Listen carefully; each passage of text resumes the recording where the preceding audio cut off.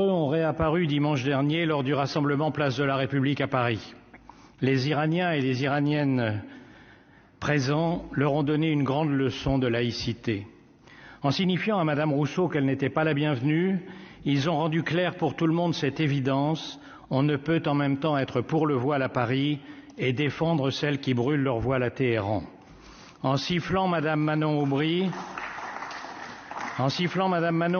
ils ont signifié qu'un parti ne peut en 2019 marcher avec les islamistes et en 2022 soutenir les victimes de la République islamiste.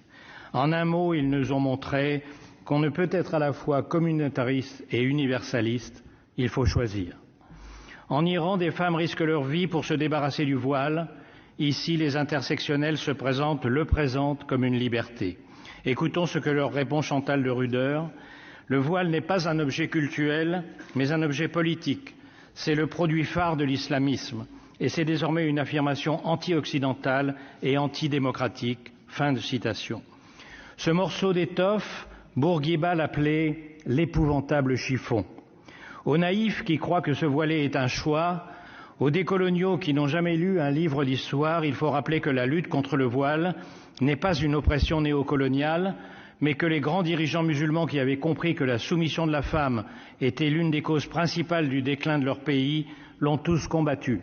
Atatürk, le premier qui l'a interdit dans les années 20 en Turquie, Reza Shah dans les années 30 en Iran, Bourguiba plus tard en Tunisie.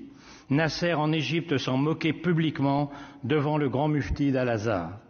Ce combat qu'ils avaient gagné a été perdu depuis la révolution islamique de 1979.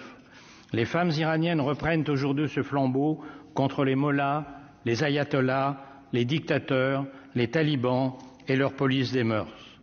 C'est un coup de poignard dans le dos de ces combattantes qu'enfoncent certaines néo-féministes en condamnant toute critique du voile au prétexte de ne pas nourrir l'islamophobie.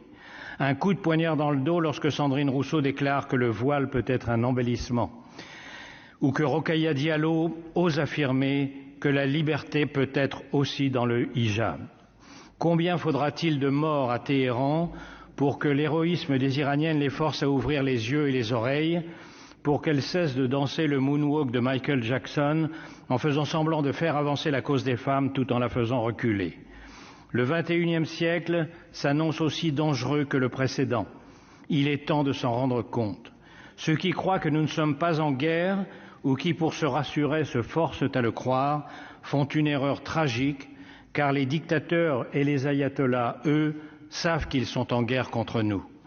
Puissent les admirables femmes iraniennes, les héroïques soldats ukrainiens et les courageux dissidents chinois nous convaincre de nous rallier à leur cri « Liberté ».